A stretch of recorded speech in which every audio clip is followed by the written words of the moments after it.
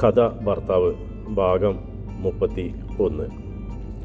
സരോജിനിയമ്മ കല്യാണം കൂടിയിട്ട് കോഴഞ്ചേരിയിൽ നിന്ന് തിരിച്ചെത്തുമ്പോൾ 1 മണിയോളം ആയിട്ടുണ്ട്. ബസ്സിൽ നിന്ന് കവലയിൽ ഇറങ്ങി വീട്ടിലേക്ക് നടന്നു പോകാൻ അവർക്ക് കൂട്ടായി വീടിന് കുറച്ചപ്പുറം താമസിക്കുന്ന ഏലമ്മയും ഉണ്ടായിരുന്നു. കല്യാണ വീട്ടിലെ വിശേഷങ്ങളൊക്കെ പറഞ്ഞുകൊണ്ട് അവർ വീട്ടിലേക്ക് നടന്നു പോരും വഴിയാണ് കോട്ടപ്പുറക്കാരൻ ആടുകച്ചവടക്കാരനായ സൈമൺ എതിരെ വരുന്നത്. സൈമണെ കണ്ടെങ്കിലും സരോജിനിയമ്മ അവന് മുഖം കൊടുക്കാൻ നിന്നില്ല.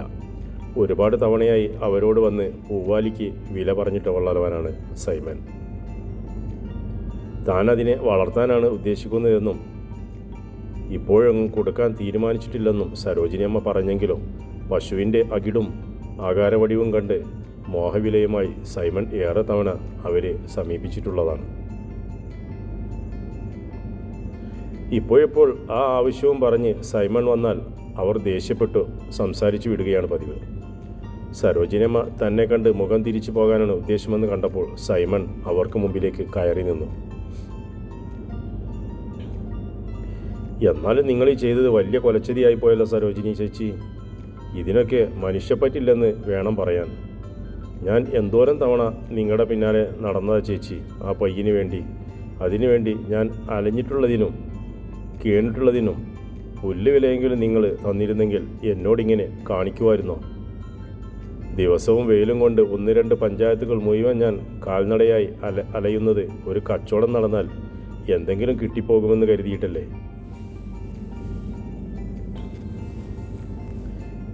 എന്നെങ്കിലും നിങ്ങൾ നിങ്ങളുടെ പയ്യനെ വിൽക്കുമ്പോൾ ആദ്യം ഓർക്കുന്നത് എന്നെ ആയിരിക്കുമെന്ന് ഞാൻ കരുതി. എന്നോട് വേണ്ടായിരുന്നു ചേച്ചി ഇങ്ങനൊരു ചെയ്ത്ത്. എവിടോ കിടന്ന ഒരു വരത്തനെ കൂട്ടിക്കൊണ്ട് വന്ന് ആ പശുവിനെ പിടിച്ചു കൊടുത്തിട്ട് ഞാൻ പറഞ്ഞ വിലയുടെ പകുതി കാശെങ്കിലും നിങ്ങൾക്ക് കിട്ടിയോ?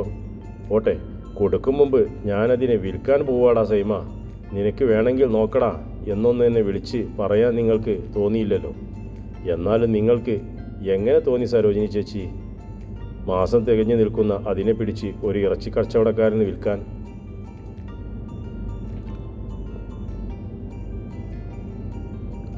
ആർക്കെങ്കിലും വളർത്താൻ വേണ്ടി വിറ്റിരുന്നായിരുന്നെങ്കിലും എനിക്ക് ഇത്രയും സങ്കടം വരത്തില്ലായിരുന്നു.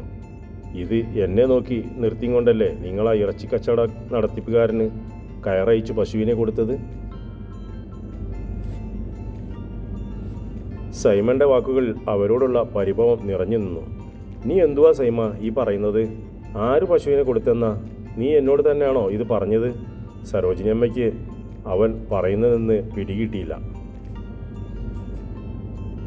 അല്ലാതെ പിന്നെ ആരോട് പറയാനാ ഞാൻ? നിങ്ങളുടെ പശുവിനെയല്ലേ ആ ചന്തയ്ക്കുള്ളിൽ കട നടത്തുന്ന ആൾ വന്ന് വണ്ടിയിൽ കയറ്റി കൊണ്ടുപോയത്? എൻ്റെ പശുവിനെ വണ്ടിയിൽ കയറ്റി കൊണ്ടുപോകാനോ? നിനക്ക് വീട് മാറിപ്പോയതായിരിക്കുംടാ.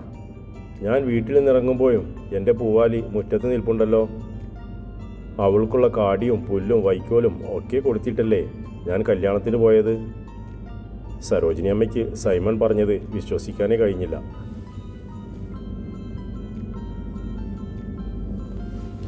അപ്പോൾ പിന്നെ നിങ്ങളറിയാതാണോ ചേച്ചി പശുവിനെ കച്ചവടം നടത്തിയത്? ഞാൻ വളർത്തുന്ന പശുവിന് ആര് കച്ചവടം നടത്തുന്നതാടാ നീ പറയുന്നത്? അതും ഞാനില്ലാതെ. ചേച്ചിയുടെ മരുമോൻ ചക്കനുണ്ടായിരുന്നല്ലോ അവിടെ, ലേഖയുടെ ഭർത്താവ്. അയാളല്ലയോ ആ പശുവിനെ അടിച്ച് വണ്ടിയിൽ കയറ്റി കൊടുത്തത്? ആ കാഴ്ച കണ്ടിട്ട് എൻ്റെ തന്നെ ചങ്ക് കത്തിപ്പോയി ചേച്ചി. ഞാനൊരു കന്നാലി കച്ചവടക്കാരാണെങ്കിലും ഇന്ന് വരെ ഞാനൊരെണ്ണത്തിനെയും ഇങ്ങനെ കണ്ണിൽ ചോരയില്ലാതെ ക്രൂരത കാട്ടിയിട്ടില്ല. എന്തൊരു ദുഷ്ടനാ ചേച്ചിയുടെ മരുമോൻ.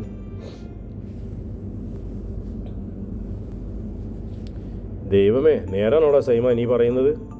അവർ നെഞ്ചത്ത് കൈവച്ചു പോയി. സരോജിനിയമ്മയ്ക്ക് തൻ്റെ ശരീരം കുഴഞ്ഞു പോകും പോലെ തോന്നി. പിന്നെ നിങ്ങളറിയണോ ചേച്ചി മരുമോൻ നിങ്ങളെ മുതലെടുത്ത് വിറ്റത്? അവരതിനെ വണ്ടിയിൽ കയറ്റിക്കൊണ്ട് പോകുന്നത് ഞാനെൻ്റെ ഈ കണ്ണുകൊണ്ട് കണ്ടതല്ലേ. അതും നിങ്ങളുടെ മുറ്റത്ത് നിന്നതാ. അതിൻ്റെ ഒരു നെഞ്ചു കീറിയുള്ള നിലവിളി ഇപ്പോഴും എൻ്റെ കാതിൽ മുഴങ്ങുന്നുണ്ട്. സൈമൺ പറഞ്ഞു. പൂർത്തിയാക്കാനൊന്നും സരോജിനിയമ്മ കാത്തു നിന്നില്ല. ഏലമ്മേ, ഞാനങ്ങോട്ട് പോട്ടോടി, നീ പതിയെ വാ. വീട്ടിലേക്ക് ഓടുന്നിടയിലാണ് അവർ വിളിച്ചു പറഞ്ഞത്. നിലതെറ്റിപ്പോകാതെ ഓടി അവർ വീട്ടുമുറ്റത്തേക്ക് ചെന്ന് ആദ്യം നോക്കിയത് പൂവാലി നിന്ന ഇടത്തേക്കാണ്. അവിടെ ശൂന്യമാണെന്ന് കണ്ടപ്പോൾ തന്നെ അവരുടെ തൊണ്ട വരണ്ടു. ഒരു സംശയം തോന്നിയിട്ട് സരോജിനിയമ്മ ഓടി തൊഴുത്തിൽ ചെന്ന് നോക്കിയെങ്കിലും നിരാശയായിരുന്നു ഫലം. മോളെ എന്ന് അവിടെ നിന്ന് അവർ ഉച്ചത്തിൽ വിളിച്ചെങ്കിലും അവരുടെ വായിൽ നിന്ന് ഒരു കാറ്റ് മാത്രമേ പുറത്തേക്ക് വന്നുള്ളൂ. സരോജിനിയമ്മ കാതോർത്ത് നിൽക്കെ അവർക്ക് തോന്നി എവിടെയോ നിന്ന് ശ്രീലേഖയുടെ ഒരു കരച്ചിൽ കേട്ടെന്ന്.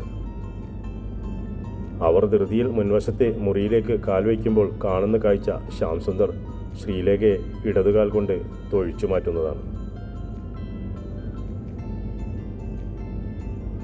മകൾ നിലത്തുകൂടെ നിരങ്ങി തൻ്റെ കാൽച്ചൂട്ടിലേക്ക് വരുന്നു.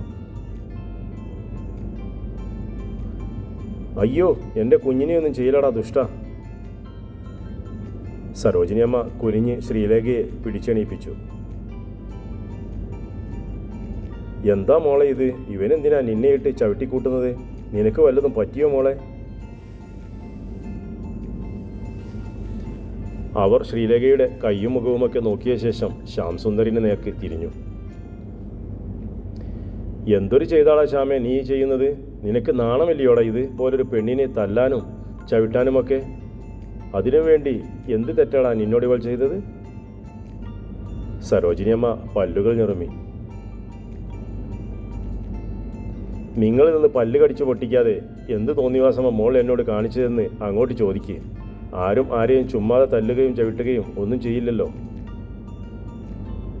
സരോജിനിയമ്മ തിരിഞ്ഞു ശ്രീലേഖയെ ഒന്ന് നോക്കി.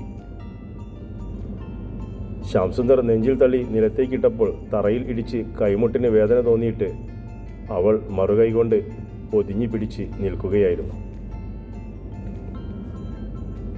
എന്ത് തോന്നിവാസമാ ശ്യാമേട്ട ഞാൻ ശ്യാമേട്ടനോട് കാണിച്ചത്? അമ്മയുടെ അനുവാദമില്ലാതെ വിറ്റ ആ പശുവിൻ്റെ കാശും കൊണ്ട് പോകരുതെന്ന് ഞാൻ പറഞ്ഞതാണോ ശ്യാമേട്ടന് തോന്നിവാസമായി തോന്നിയത്? ശ്യാംസുന്ദർ പകയോടെ ശ്രീലേഖയെ നോക്കുന്നത് കണ്ടപ്പോൾ സരോജിനിയമ്മ അവൻ്റെ മുൻപിലേക്ക് കയറി നിന്നു.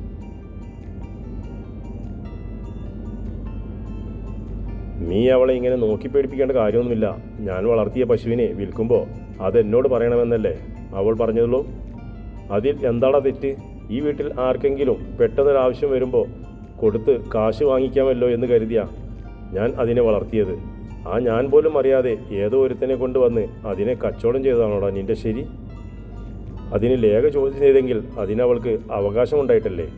അല്ലെങ്കിൽ തന്നെ അവൾ പറഞ്ഞത് അമ്മ വന്നിട്ട് എന്താന്ന് വെച്ചാൽ ചെയ്തോളാനല്ലേ? അതിനാണോടാ നീ എൻ്റെ കുഞ്ഞിനെ ഇട്ട് ഇങ്ങനെ കണ്ണിൽ ചോരയില്ലാതെ പീഡിപ്പിച്ചത്? സരോജിനിയമ്മയുടെ കണ്ണിൽ നിന്ന് തീ പറക്കുന്നുണ്ടായിരുന്നു.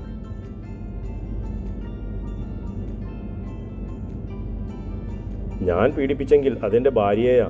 അതിൽ എന്തെങ്കിലും പരാതിയുണ്ടെങ്കിൽ അവൾ വേണം എന്നോട് പറയാൻ, അല്ലാതെ അമ്മായിയമ്മയല്ല പരാതിയും കൊണ്ട് എൻ്റെ മുമ്പിൽ വരേണ്ടത്. മനസ്സിലായോ?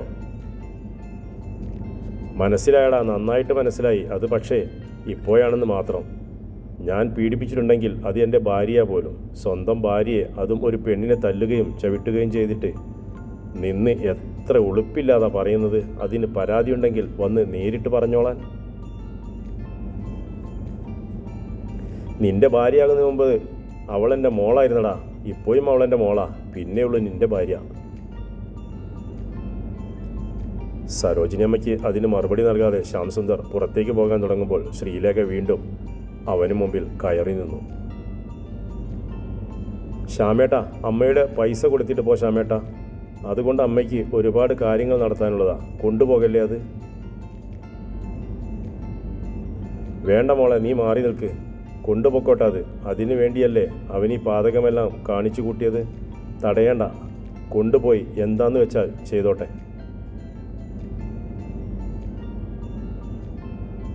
നിസ്സഹായതയായിരുന്നു അവരുടെ സ്വരത്തിൽ കാണാൻ കഴിഞ്ഞത്.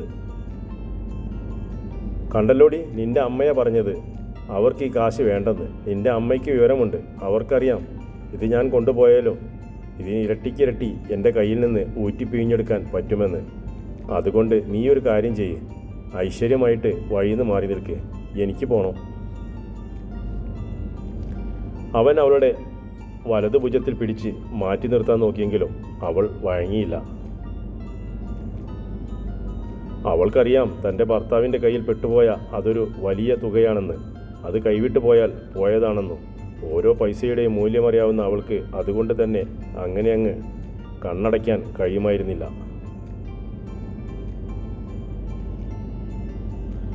നിന്റെ കയ്യിൽ നിന്ന് ഊറ്റിപ്പിഴിഞ്ഞെടുക്കാൻ കോടികളുണ്ടെന്ന് കരുതിയിട്ടൊന്നുമല്ല സരോജിനി അത് വേണ്ടെന്ന് വയ്ക്കുന്നത്. എൻ്റെ കൊച്ചിൻ്റെ കണ്ണീർ കാണണ്ടെന്ന് കരുതിയ വർഷങ്ങളായുള്ള എൻ്റെ വിയർപ്പിൻ്റെ ഫലം നീ കൊണ്ട് പൊയ്ക്കോട്ടെ എന്ന് വയ്ക്കുന്നത്. സരോജിനി അമ്മ രോഷത്തോടെ ശ്രീലേഖയെ നോക്കി.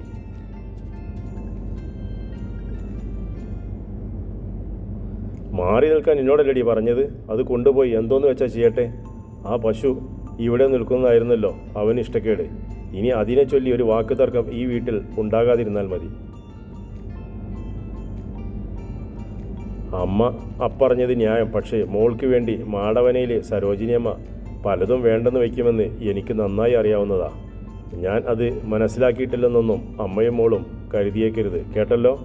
അത്രയ്ക്ക് പൊട്ടനൊന്നുമല്ല ശ്യാം സുന്ദർ.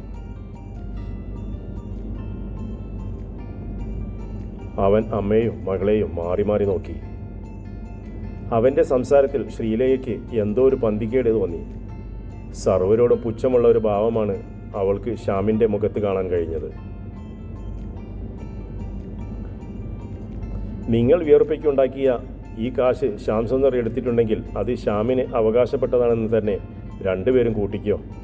ശ്യാമിന് വിഴുപ്പ് ചുമക്കാൻ വില കൊടുത്തതിൻ്റെ പ്രതിഫലം. അവൻ്റെ വാക്കുകൾ കേട്ട് ശ്രീലേഖ ഞെട്ടിപ്പോയി. ഇയാൾ തൻ്റെ ഭർത്താവ് എന്തൊക്കെയാണ് ഈ വിളിച്ചു പോകുന്നത്? ഇയാൾക്കെന്താ സ്ഥിരബുദ്ധി നഷ്ടപ്പെട്ടു പോയോ? മറിച്ചായിരുന്നില്ല സരോജിനി അമ്മയുടെ അവസ്ഥയും. ശ്യാം സുന്ദർ തന്നെ കടന്ന് മുന്നോട്ട് പോകാൻ നേരം ശ്രീലേഖ പറഞ്ഞു, അവിടെ നിൽക്ക് ശ്യാമേട്ടാ. ശ്യാം സുന്ദർ അവിടെ നിന്നപ്പോൾ അവൾ വന്ന് അവൻ്റെ മുമ്പിൽ നിന്നിട്ട് അവൻ്റെ ഇരു കണ്ണിലേക്കും മാറി മാറി നോക്കി. അവളുടെ നോട്ടം നേരിടാനാവാതെ അവൻ അവളുടെ മുഖത്തു നിന്നും കണ്ണുകൾ മാറ്റി. ഇവിടെ നോക്ക്, എൻ്റെ മുഖത്തേക്ക്. അവൾ സ്വന്തം മുഖത്തേക്ക് വിരൽ ചൂണ്ടി. ശ്യാം സുന്ദറിൻ്റെ മുഖം മുറുകി വന്നു. അവൻ്റെ കണ്ണുകളിൽ വിവിധ ഭാവങ്ങൾ മിന്നിമറഞ്ഞുകൊണ്ടിരുന്നു. ശ്യാമേട്ടൻ എന്താ പറഞ്ഞതിൻ്റെ അർത്ഥം? ശ്യാമേട്ടൻ വിഴുപ്പ് എന്നുദ്ദേശിക്കുന്നത് എന്നെയാണോ? ആണോ ശ്യാമേട്ട? അവൾ ചോദിച്ചപ്പോൾ അവൻ അല്പസമയം കണ്ണുകൾ അടച്ചു നിന്നു. ശ്യാമേട്ട, എനിക്ക് മറുപടി കിട്ടണം. ലോകത്തിൽ ഏറ്റവും വെറുക്കപ്പെട്ട പദം എനിക്ക് മേൽ എൻ്റെ ഭർത്താവ് കെട്ടിയേൽപ്പിക്കാൻ ഒരുങ്ങുന്നെങ്കിൽ അതിൻ്റെ കാരണം എനിക്കറിയണം. എൻ്റെ ചോദ്യത്തിന് മറുപടി താ ശ്യാമേട്ട. അവൾ അവൻ്റെ ഷർട്ടിൻ്റെ കോളറിന് താഴെ മുൻവശത്ത് ഇരു കൈകൊണ്ടും ബലമായി പിടിച്ചു. മുറിവേറ്റൊരു സിംഹത്തിൻ്റെ ഭാവമായിരുന്നു അവളിൽ. ശ്യാം സുന്ദർ തൻ്റെ ഷർട്ടിൽ പിടിച്ചിരുന്ന അവളുടെ കൈകളിലേക്ക് നോക്കി. അവസാനം അവൻ്റെ നോട്ടം അവളുടെ മുഖത്തേക്ക് വന്നെത്തി. അറിയില്ലടി നിനക്ക് ഞാൻ പറഞ്ഞതിൻ്റെ അർത്ഥം? നിനക്ക് മനസ്സിലായിട്ടേ ഇല്ല. ഇനിയും നിനക്ക് എൻ്റെ നാവിൽ നിന്ന് തന്നെ കേൾക്കണോ? ശ്യാം സുന്ദർ പറയുന്നത് കേട്ട് അവൾ കിതയ്ക്കാൻ തുടങ്ങി. ആരാടി സുകുമാരൻ? 1000 കാതം ദൂരെ നിന്ന് ഒരു ഉഷ്ണക്കാറ്റ് വന്ന് തന്നെ പൊതിഞ്ഞു പിടയ്ക്കും പോലെ ശ്രീലേഖയ്ക്ക് തോന്നി. അവളെ അടിമുടി ഉലച്ചും കൊണ്ട് ഒരു തീമിന്നൽ പാഞ്ഞുപോയി. അവനും നീയുമായി എന്ത് ബന്ധമാടി ഉണ്ടായിരുന്നത്? പറയടി. ശ്യാം സുന്ദറിൻ്റെ ഷർട്ടിൽ പിടിച്ചിരുന്ന ശ്രീലേഖയുടെ കൈകൾ ശക്തി ചോർന്ന് തളരുന്നത് പോലെ അവളുടെ ഇരു കൈകളും താഴേക്ക് വീണു. അവനിപ്പോൾ തിരിഞ്ഞു തന്നെ നോക്കുമെന്നും ആ ചോദ്യം തന്നോട് ആവർത്തിക്കുമെന്ന് സരോജിനി അമ്മയ്ക്ക് തോന്നി. തുടരും കഥയുടെ അടുത്ത ഭാഗം.